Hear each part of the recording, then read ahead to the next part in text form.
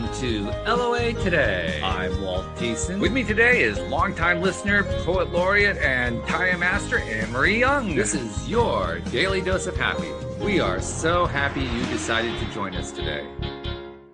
It's summertime, and one of the things that I think most people associate with summertime is going out, going to maybe the beach or to the mountains or something, bringing along a picnic lunch, and then going to get some snacks and maybe getting some more afterward. And after a while, it's like you've had quite a bit to eat, and then you do it all again the next day. I mean, that's the way summer works, right? That's the rule. It does have a kind of a side effect that comes along with it sometimes, though, which is what happens when the eating gets a little out of control. Something you know a little bit about, right, Anne-Marie? I mean, just occasionally, yeah. Yeah. Sugar addiction, big tick. Well, we're going to see if we can do something about that today by inviting our guest, Abila, in today. She's a binge eating expert, and she's going to share some ideas about how do you deal with that kind of situation. So, Amber, welcome to the show. And how are you doing today? Having me today, Walt and Anne-Marie. I'm so excited to be here. Glad to have you. And how did you end up being a binge eating expert? I mean, that's not the first thing that your usual teenager coming out of high school is saying, I'm going to be a binge eating expert. Yeah, I never thought I would be in this position, but I am so grateful that I am, because I'm here today after struggling with binge eating and food myself for many, many years, and really finding a solution that I didn't see anyone else talking about before. And so I knew that it was my mission. I had kind of one of those movie moment days in February a couple of years ago where I was like, I know it's my passion and mission in life to help other people overcome their struggles with food, thinking about food all day, overeating, binge eating, restricting, all of the things in the same way that I did over the years. And usually when somebody embarks on an unusual path like this one, they went through it themselves, and you just indicated you did. Tell us that story. What was that about? Yeah, so it started in around 2015, and I started with calorie counting. And most people, when they want to lose weight, they Google, how do you lose weight? Oh, calories in, calories out. So let's just eat less calories and move more. It seems very simple on the surface. So I downloaded MyFitnessPal. I started putting everything in. I was tracking it, and I was starting to lose weight. And I thought, great, like this is the end. I'll reach my goal weight, and then we'll just be on my merry way. But that is not what happened. The longer I was calorie counting, the more obsessive I became about it, where I couldn't go out to restaurants anymore because I didn't know what the calories were on the menu. And it gave me so much anxiety. I was so scared to gain weight at that point then, because I thought, oh my gosh, I'd worked so hard to lose all this weight. But what started happening was one day, a few months later, after I was calorie counting, it was around Christmas time. I went downstairs and I thought, okay, I'm just going to have one cookie. I've been so good. Let me have a cookie. And then I ate that cookie, and I was filled with this overwhelming desire for more. I described it as like I became a ghost out of my body, and I just like rapidly started eating more cookies. And I had another and another until I had 7 cookies. And that was also the very first time that I ever purged. So I did struggle with bulimia for a time period as well, because I was absolutely so terrified of gaining weight. I just wanted nothing to do with it. And I wanted to do everything in my power to make sure I didn't lose weight. Gain weight and kept the weight loss off. And so what happened was then I started getting into this cycle where I would have these big binges that then started happening weekly and then daily. And then I thought, oh no, now the next day I have to be good and I have to restrict and I have to eat less. And it just became this overwhelming cycle. So the first place I went to was therapy, which is usually where people go when they're struggling with food and eating disorders, or just disordered eating in general. And therapy, it helped me with the bulimia aspect, but it still didn't help me with binge eating.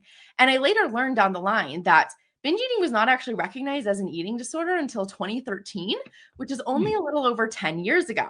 So because of that, a lot of the research and the methods is very new or outdated based off of old philosophies and beliefs about where it came from and how it started.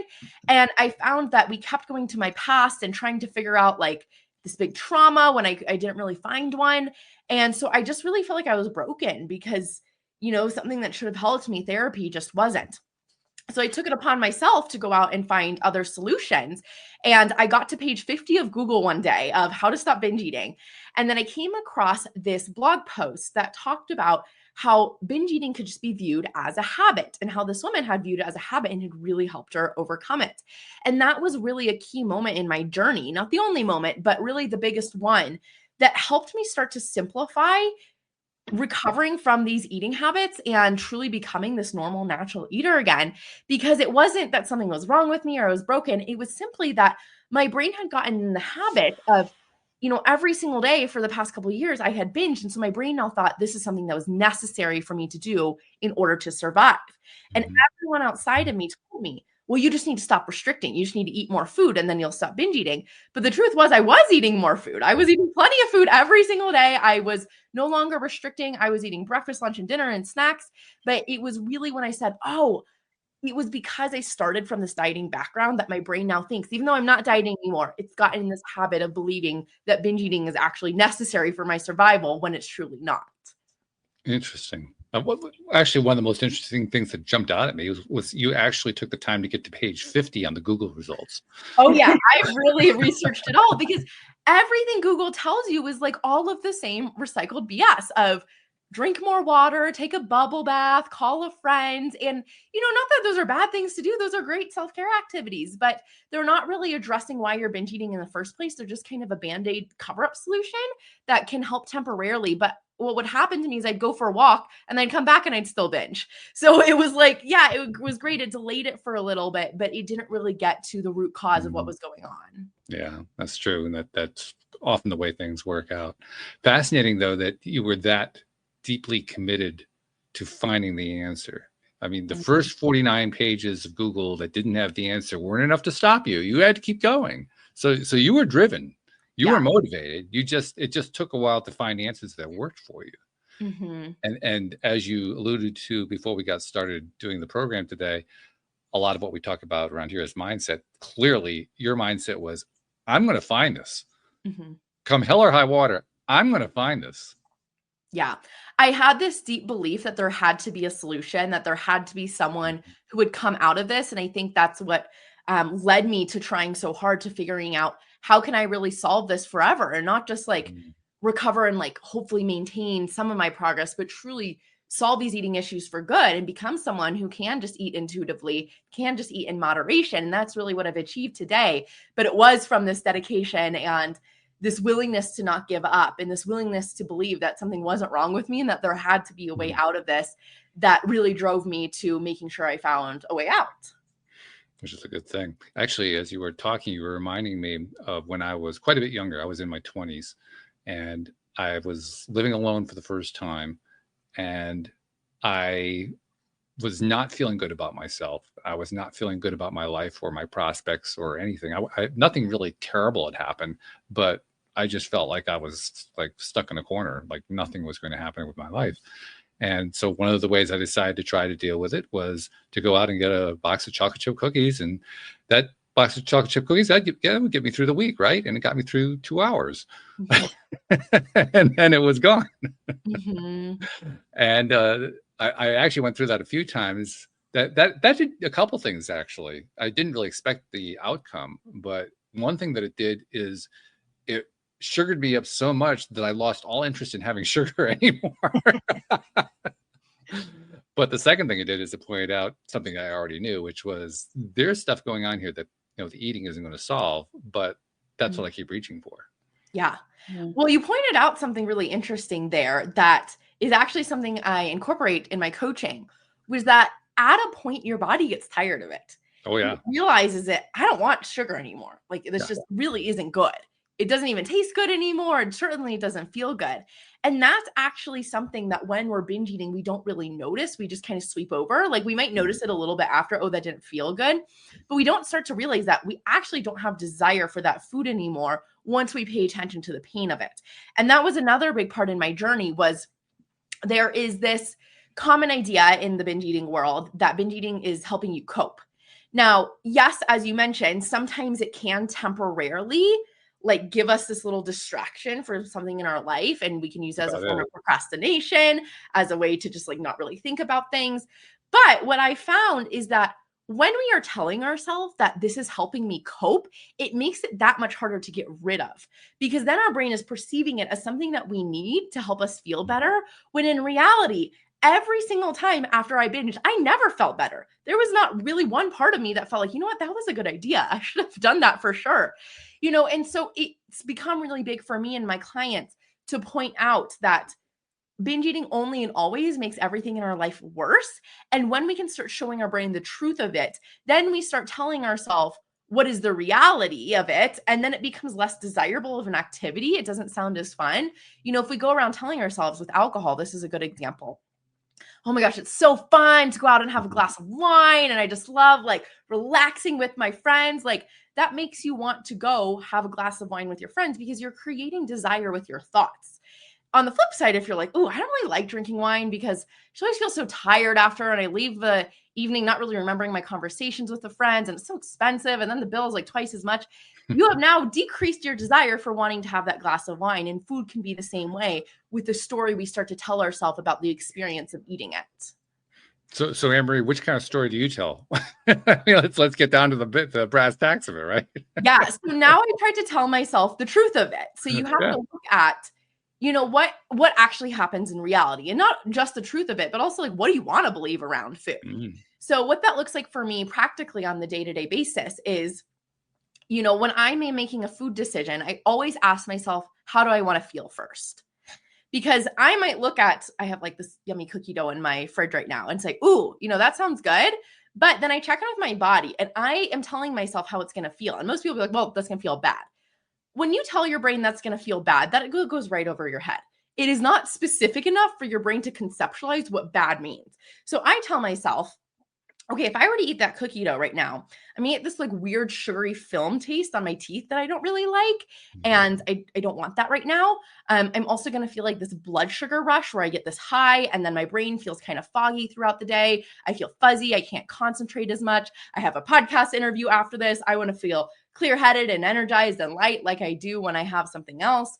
And so all of those little very specific feelings and sensations in my body help show my brain what the truth of eating that food is. I'm not telling myself, oh, but that would be so yummy. I love the chocolate chips in it and it's so tasty, because that would make a very different experience of how I'm going to feel around that food.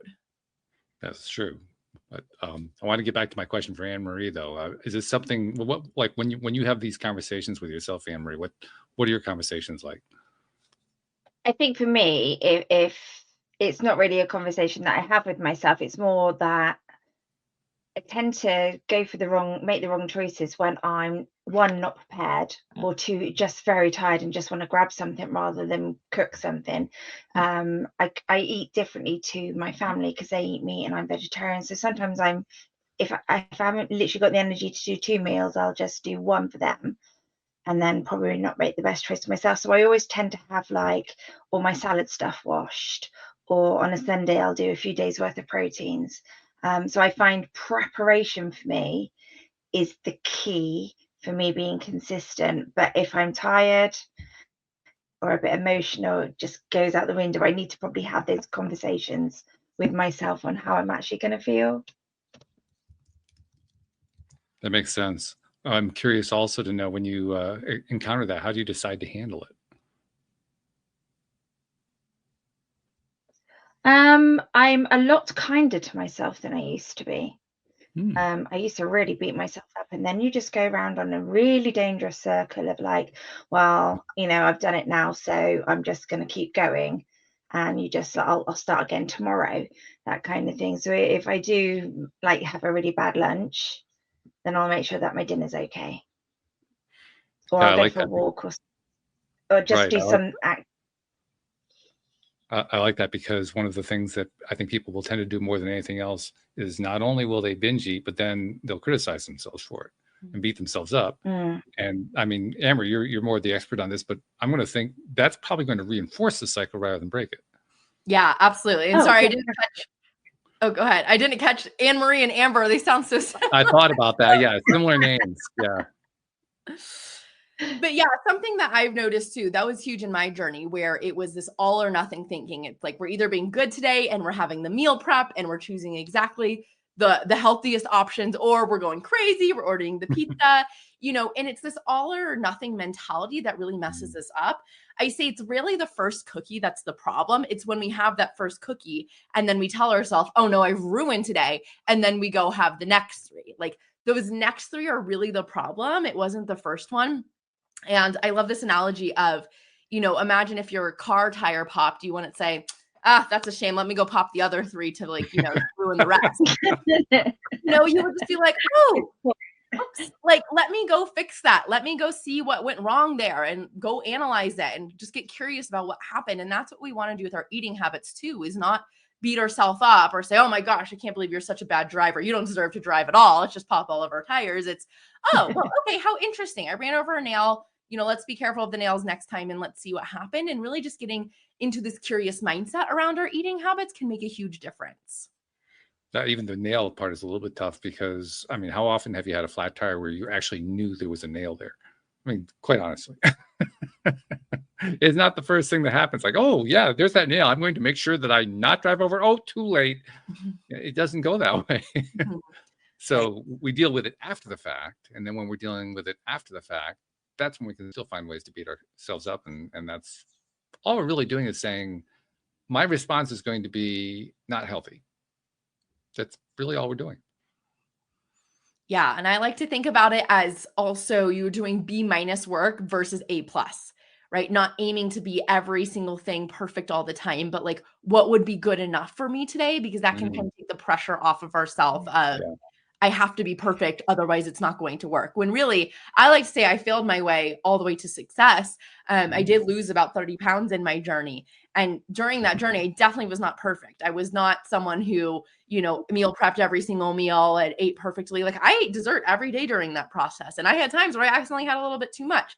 But because I stopped doing the all or nothing thinking, I was able to just get right back to it. And then that's what actually led to my success. Yeah, I went through a similar thing about 2.5, almost 3 years ago. I was my ex left me, and I was divorced. And anyone who's been through that knows, or anybody who's been through any kind of a breakup knows, that, it's a very emotional time, very difficult time to go through, and there are a lot of different changes that go on in your life during that time. So there's a lot to handle, but there can be plus sides, and there was a plus side for me in that over the course of roughly 12 to 18 months from that point onward, I lost 30 pounds. And kind of similar to what you're describing, the first 20, I wasn't even trying to do. I mean, it wasn't even on my monitor. I looked at the scale one day like, whoa, I lost 20 pounds. I wonder if I can lose the next 10. I mean, it was just, there was no planning. There was no special dieting or anything like that. Literally being kicked out of my normal routine, kicked me out of my normal routine. And so my eating behavior changed as well. And I didn't even realize it, which just goes to prove it's not about dieting.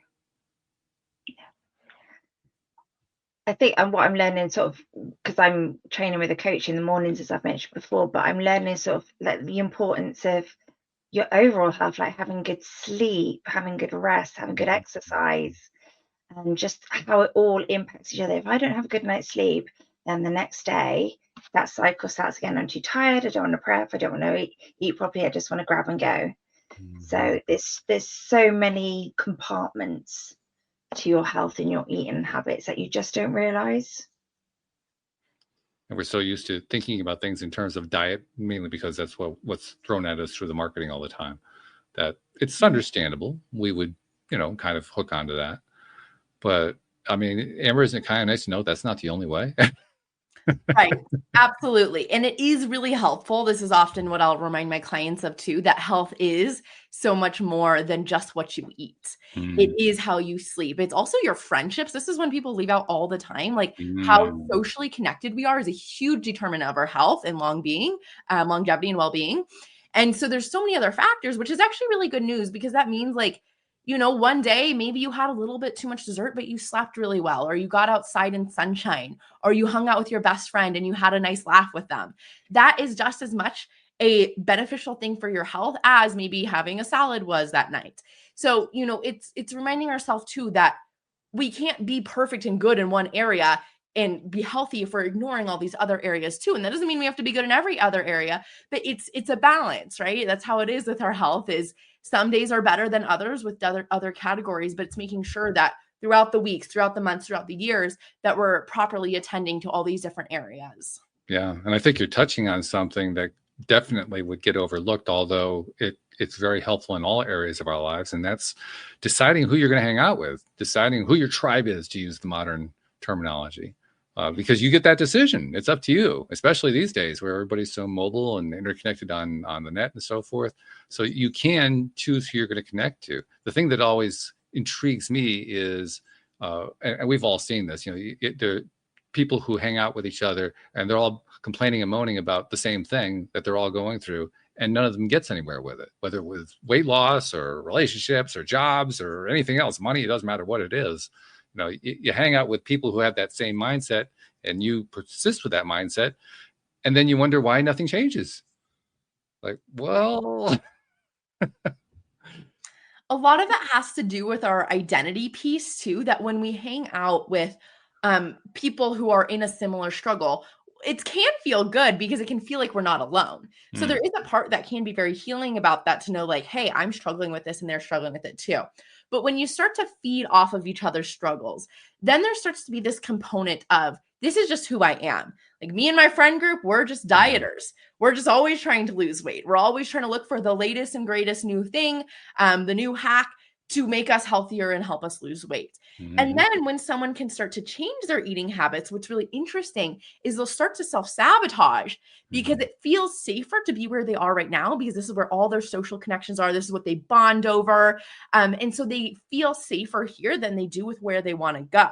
So a big part that I focus on in my coaching too is really shifting this identity and letting go of this identity that I'm just someone who struggles with food, that I'm just someone who has a hard time losing weight, that I'm just someone who overeats or just can't really eat normally. I'm someone who's addicted to sugar. That can be a belief too, because it's something that we have done versus who we are. So I like to use the distinction of sometimes in the past, I've overeaten sugar. Sometimes in the past, I have felt out of control around sugar, but that doesn't necessarily mean today or in the future that I have to be someone who is addicted to sugar. And that helps release it from our core identity of who we are and make it just something that we've done, which makes it so much easier to change. And then it makes it so we can become this person with this new identity of someone who is this normal, confident eater who doesn't struggle with food. And it makes all of our actions that are in line with that so much easier. Now, one thing that does occur whenever someone is trying to make any kind of major change in their life, and certainly this qualifies as a major change, they encounter what I technically like to call stuck points. I'm just stuck on this. For whatever reason, I just can't seem to get past it no matter what.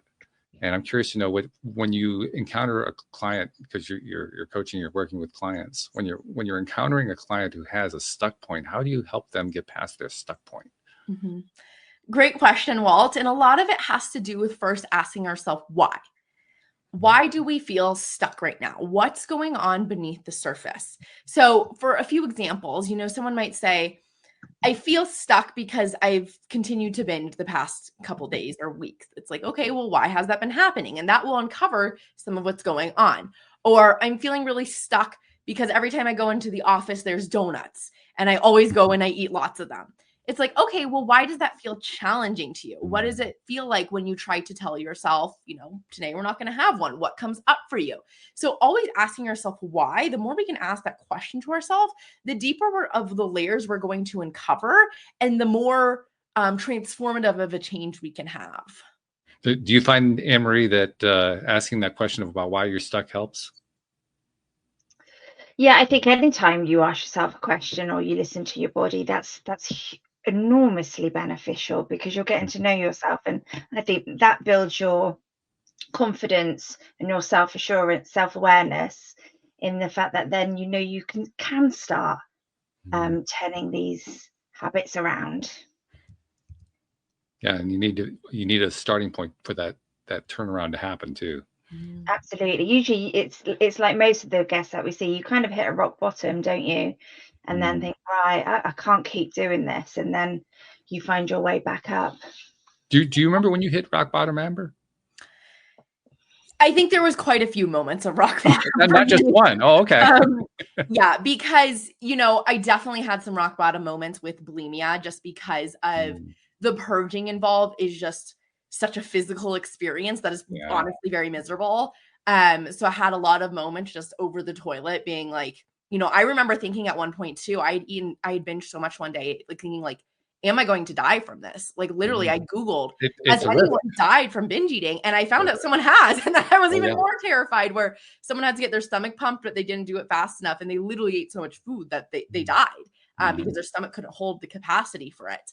So, you know, that was definitely more in the beginning of my journey, because I was restricting so heavily that the binges were a lot bigger. Like my binges were 3,000, 4,000 calories all at once in my body. So it was really miserable. A lot of laying on the floor, a lot of crying, a lot of rough moments with that. But then, you know, as I started to move through my journey, the binges started to get smaller, but I still really struggled with food and my relationship with food. I was continuing to gain weight, and I just, you know, again, my biggest fear was gaining weight. And I remember writing in my journal one day, like, I will just do anything to lose weight. Like, I just do not want to gain it. But then that later evolved to, I don't care if I gain weight. I just want to feel normal around food, and I will do anything to feel normal around food. Because then I think there was also this rock bottom moment of just every second of my day was consumed with thinking about food. What did I have last night? What was I going to have next? What's going to be for lunch? Oh my gosh, was that too many calories? Was it not enough? And all of these different rules that I'd accumulated over the years just like consumed my mind. And I was like, you know what? I don't even care about my body anymore. If I could just get rid of all of this constant food noise and thinking about it, and I could just get back to living like a normal person, like I would be so internally grateful. But then the irony of that was, you know, once I got to that point where I released this strong attachment to the weight loss goal, was when I actually lost the weight, because I wasn't so in desperate need of it, of like, this needs to happen right now or else. And it just became so much more of, how can I love myself on this deeper level and treat my body with the respect that I haven't given it all these years? Yeah. As you were describing that, I had a very weird example come to my mind. The J.R.R. Tolkien book, The Hobbit, and also The Lord of the Rings, because two of the major characters, Merry and Pippin, are very much into eating, as most hobbits are. And so they want to know what they're having for breakfast, and then for second breakfast, and 11's, and then lunch, and then after lunch and afternoon tea. And then it's like this entire day is, you know, scoped out in terms of food. So what happens? Well, they end up going to war. Like, oh, okay, well, there's an interesting story. I mean, how much of a metaphor is that for what people end up doing, right? Mm-hmm. It's kind of scary, really, when you think about it, out of what's supposedly a nice, fun novel to read. Right. But sorry, Amber. I was just going to ask Amber, because you said about that food noise, and I think that's something that a lot of people, and that was actually going to be my question, then you naturally brought it up, which I loved. But have you got kind of any techniques to getting rid of that kind of food noise, and just to help some of our viewers maybe hear stuff in? Absolutely. So food noise has been a term that's become popularized in like the last year or two, that I think so accurately describes what this experience is, of it just like this noise around food that we can't turn off. But really, this concept has been around for a while, where we're thinking about food all the day, food obsession, food preoccupation. There's a lot of different ways that it's been described over the years. And I actually just did a podcast about this recently on my own podcast on food noise, because I know it's such a hot topic. But basically, when we think about what food noise is, all it is thoughts around food. So yes, it's more thoughts than we want to have, but it's essentially how we're thinking about food is the food noise. So it's usually tends to be pretty frequent, but the food noise, the content of it, is usually what bothers us, because there's a lot of thoughts around food that are making us feel anxious, fearful, just really overwhelmed by all of our thoughts around food. And the first place that it can come from is, one, if we are restricting. And how I define restriction is if you are not giving yourself food when you're hungry on a consistent basis. So restriction is not saying no to yourself after your fourth cookie of the day. That is called loving self-discipline.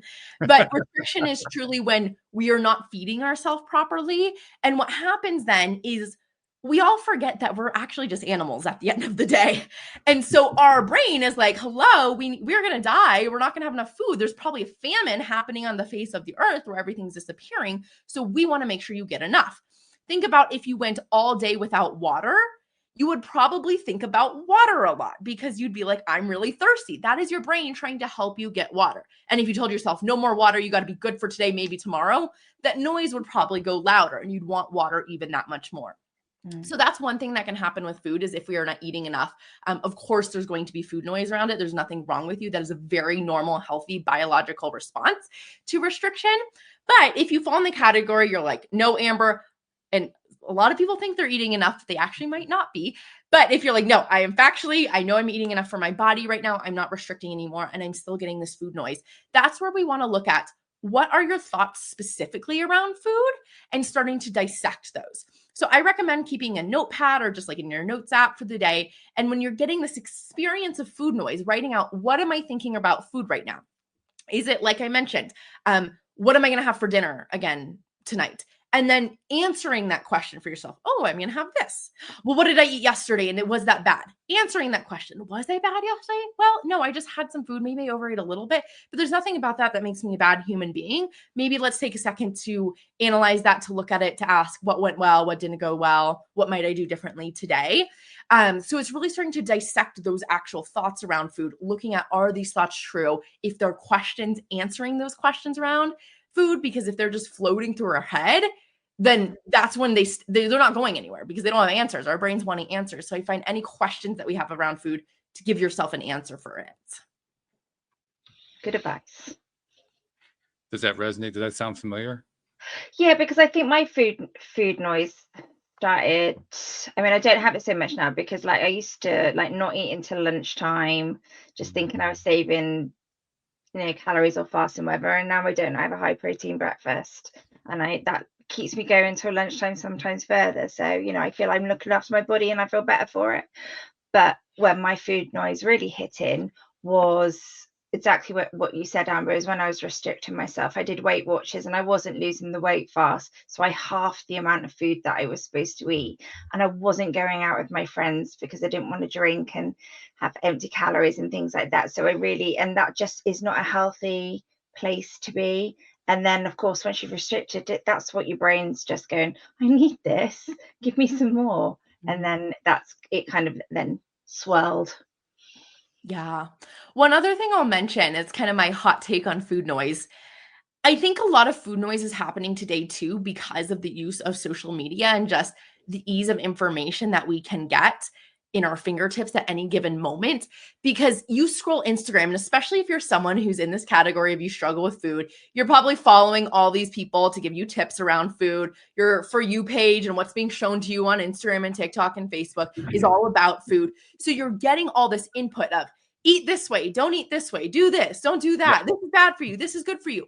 And that just makes it so confusing to your brain. And then you go down and look in your fridge and you're like, I don't even know what to do. And then you feel over flooded with this, just these rules around food. So I think that's something else to consider too, that if you are someone who is like on social media and you're following like 100 different people or listening to 100 different podcasts on how to stop overeating, how to lose weight, how to be healthy, I recommend narrowing that down a little bit. One, using social media less in general, which we know is good for us in a million different ways beyond just this. Completely agree. Right. But just thinking about, okay, who is someone I really know, like, and trust, that I value their opinion on food, that they've done what I want to do, they are where I want to be, and maybe just following a handful of those people, no more. So you can really get rid of like all the millions of different opinions of how you should and shouldn't eat, because that really crowds out your brain and makes it really hard to decide of how to show up around food during the day.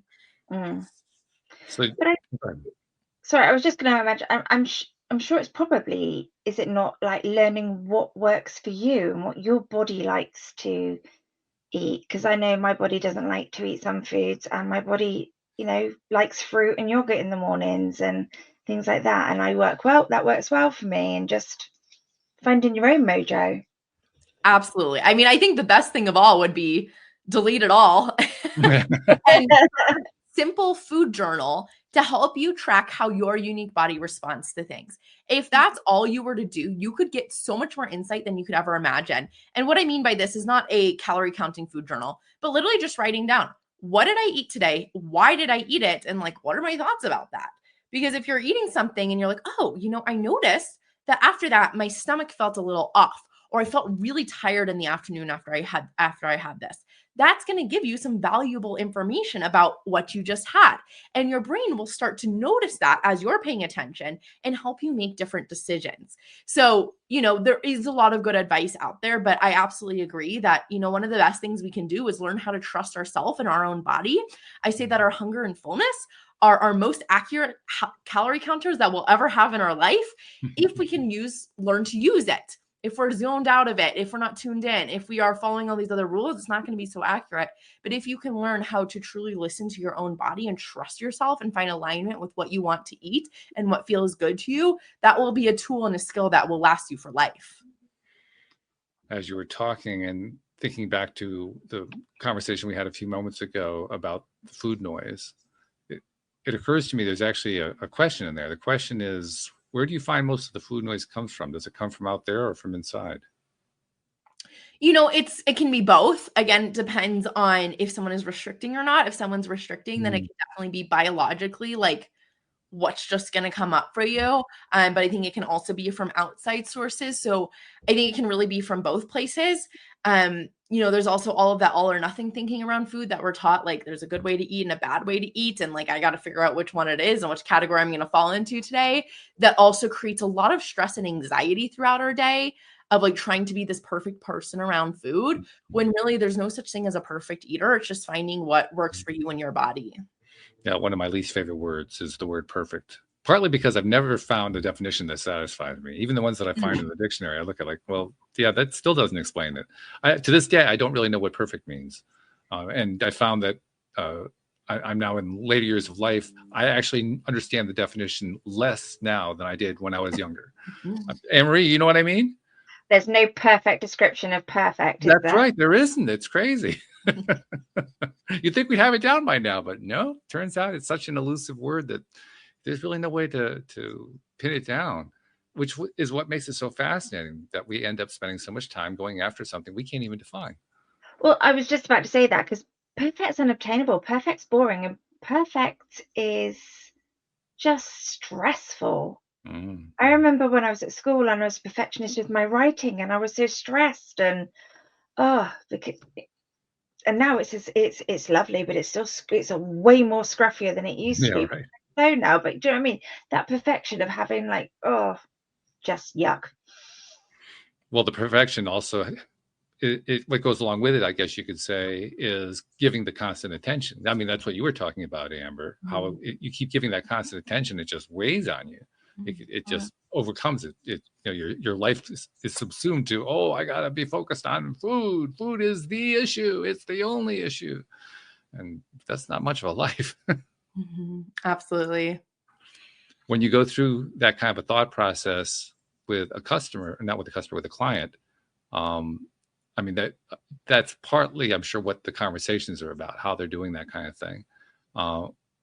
Give us some ideas about how you guide a customer or a client. Why do I keep saying customer? How do you guide a client who is kind of caught up in that whole motif, caught up in that whole mindset of everything is about food? How do you break that? Yeah.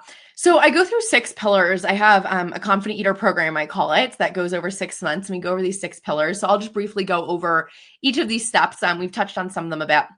So the first one is creating a positive food mindset. This is looking at how our thoughts, feelings, and actions are all related. So earlier I was talking a lot about how our thoughts can increase or decrease our desire for our food. So if we're telling ourselves desire increasing thoughts all day long about how this food is so delicious, how I don't know when I'm going to get it again, how I've got to be good tomorrow, so, let's be bad today, that's going to make us want to eat a lot more right now than we want to be eating versus desire decreasing thoughts of, I can have this food again anytime. It's not going anywhere. I will feel my best choosing this right now, but I could also choose this and choose amounts that feel good for my body. I'm in charge. I'm in control. That's going to make it so we go into that situation feeling in charge and in control and not having that same strong desire. This also works a lot with emotional eating. So a big part of my work is learning how to sit with sensations of emotions. A lot of people think that we need to change our emotional state, that if we're feeling bad, the first thing to do is get out of that and feel good.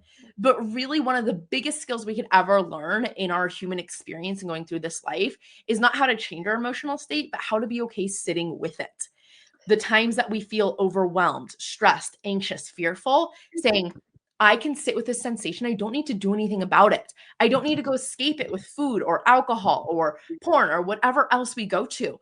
I can just sit with it. I can feel with it. It's a little bit uncomfortable, but I can handle discomfort. That's a core skill that you need to have in order to stop emotional eating. And then I teach people, the second thing is how to eat anything in moderation.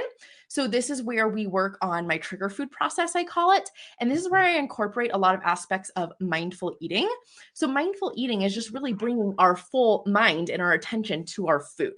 So many of us are eating, watching our phone, TV, laptop, computer, like anything else except the food itself.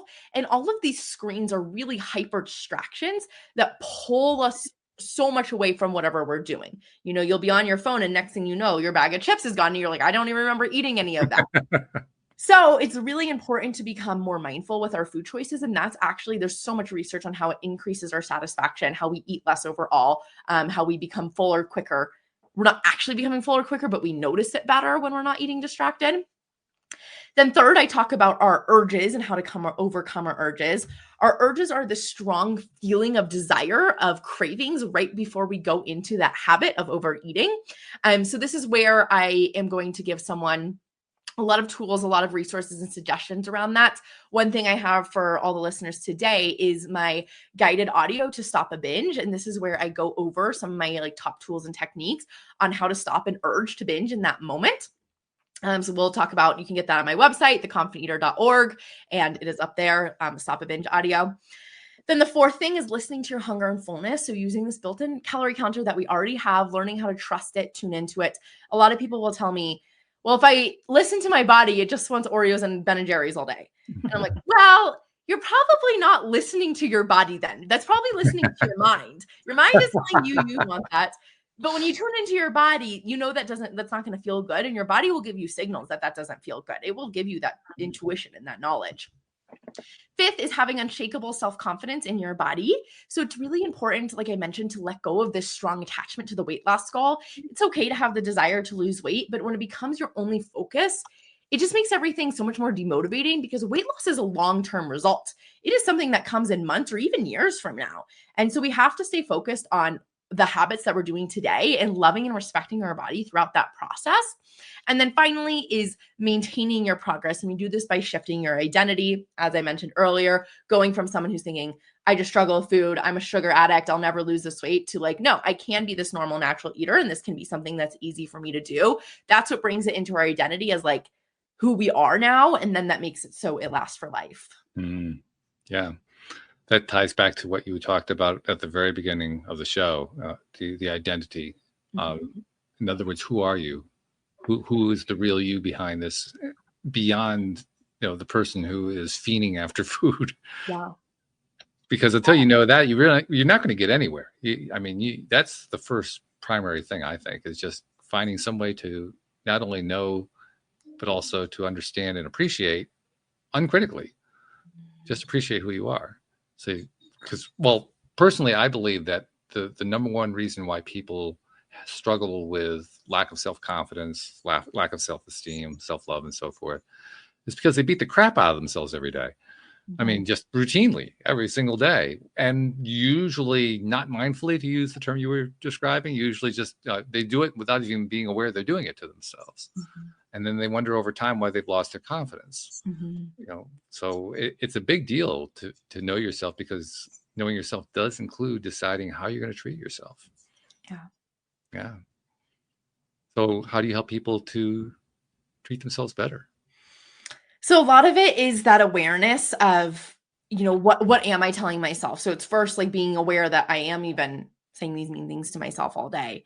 But then it's really useful to look at, what might I be getting out of this? How might this be trying to serve me in a way? Because a lot of people think that, well, I have to beat myself up in order to get where I want to go. And they're very used to using this hustle, beat down, like cracking the whip on myself approach, because they think that's what's going to be motivating to them. Maybe it might be, but usually if that feels motivating to you, it's usually because there's this thought underneath it of like, I can do this. You've got this. Like, I'm really proud of you. It's possible for you. That's usually where the good action is coming from. Not like, you're horrible. Your life sucks. You got to get it together. It's like, usually there's layer underneath that is actually motivating you, not what you think it's motivating you by. But we got to look at, if you are someone who's speaking to yourself kindly and you are telling yourself how good of a job you're doing and how proud you are of yourself and how you're really doing it and how, every day you're making progress. The worst thing that's going to happen is you're going to feel really good about yourself. You're going to feel really happy in your life, and things are probably going to get much better. Even if you, let's say imaginatively, you were never to get to your goal weight or your dream eating habits, you would at least be feeling better in your day. But what really happens the majority of times with most people is they're treating themselves well. And then what happens when you have this urge or this craving to eat is you want to talk kindly to yourself through it and help yourself through it. Like imagine if a child came to you and was like, I'm really struggling with this thing right now. And you're like, get over it, like try harder. It's like, no, that's not going to work. What's going to work is like, oh, I wonder why you're struggling with that. And giving it the child kind and motivating, encouraging words. And when we do that with ourselves, that's going to lead to so much more better actions where we're actually going to show up like someone we love, right? If we think of a coworker that we hate or we just don't really like that much, you're not going to go out of your way to buy them a beautiful birthday present. You're going to forget about them. And that's what we do for ourselves is when we don't treat ourselves well or talk to ourselves nicely, we don't go out of the way to do nice things for ourselves versus when we really love and admire and respect someone like our best friend, we want them to have the world. We want them to have the biggest, best birthday present ever. And so we spend lots of time and energy making sure that they have a really joyous birthday. And same thing with us, when we treat ourselves well and we have that self-respect for ourselves, we're going to go out of the way to make sure that we have a good life. Of course, the challenging part is if we're in a really bad stage of our life. I mean, one of those down periods, the crash and burn moments where there's a whole bunch of stuff perhaps going on, or maybe there's one thing going on that we're trying to mask in some way through, I think you listed some before, gambling or drinking or drugging or whatever it is that you're doing. When you're in that kind of a state, I mean, the food intake at that point is merely another mask. It's and you can get into a positive mindset as much as you want to. You can try to do that. Chances are you're going to bring yourself right back down 3 minutes later, just because you have a lot going on. That's just part of that crash and burn moment. I mean, if somebody had said to you when you were lying on the floor in your bulimia moments, you would have said, yeah, go away, get out of here. You're just not on point right now. That's the challenging part. That's the really tough time. I think that comes down to removing the shame around it of when we're at rock bottom, we usually feel so much shame, like that there's something wrong with us, that we're broken, that, we're just these terrible humans who don't have our life together. But that's not true. And especially around food, what I like to remind people is that all you're doing at the end of the day is you're eating food. Like no one here is kicking puppies, taking candy from a kid. You're just eating food. And yes, it might be more food than your body needs, but you're not doing anything morally wrong here. And just taking that shame out of it. And so many men and women struggle with food nowadays. Like it really is much more common than it is uncommon, unfortunately. So knowing that you're not alone in it, that other people struggle with this. And ultimately, in our modern world, everyone has like their kind of like bad vice, their bad habit, something that they've gone to, something that they've had to overcome. So just reminding yourself too, that no one in this human journey has had a perfect life.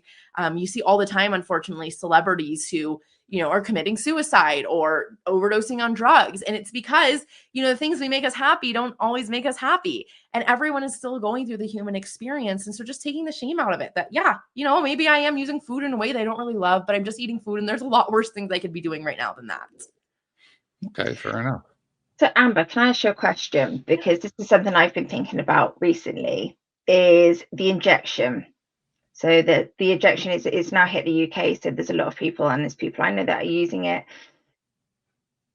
What are your thoughts on that? Mine are like, it's a great tool if you're really struggling to lose weight, and it, could potentially make you healthier, but actually it's not hitting the real problem.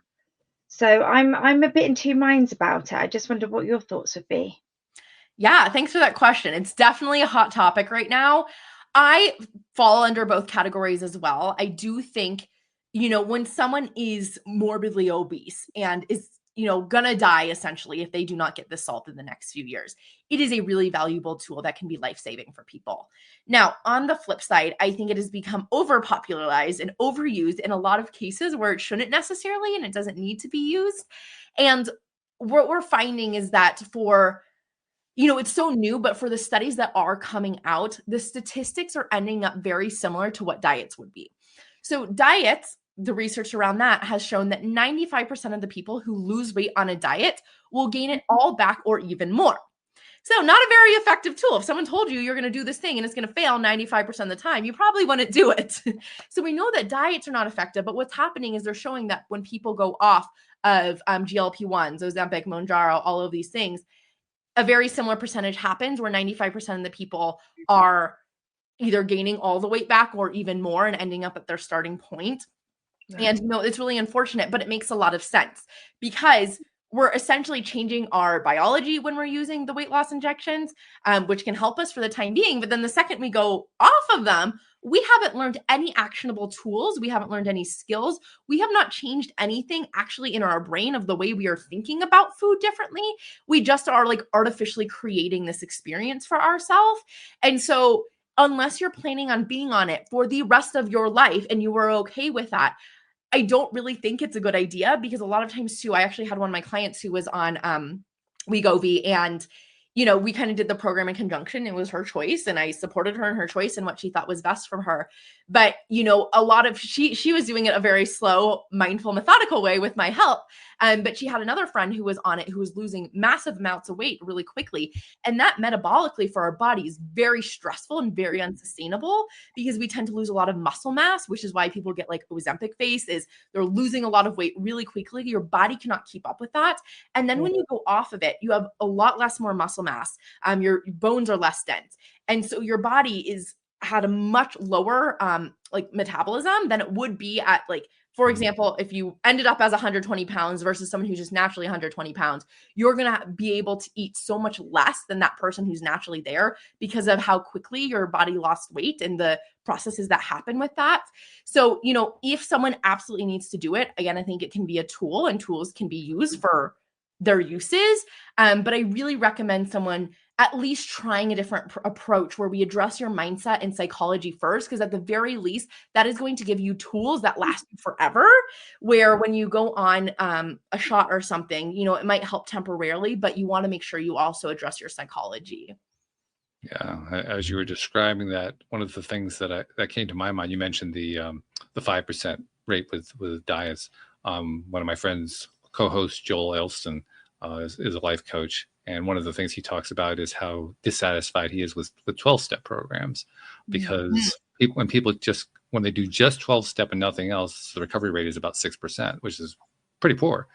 Now, when they combine it with other things, like if they do 12-step and therapy, now their success rate shoots up. And the more things that they tie in, the greater their success rate is going to be. So it's not about finding necessarily one particular approach. It's about what's going to be your combination. Right.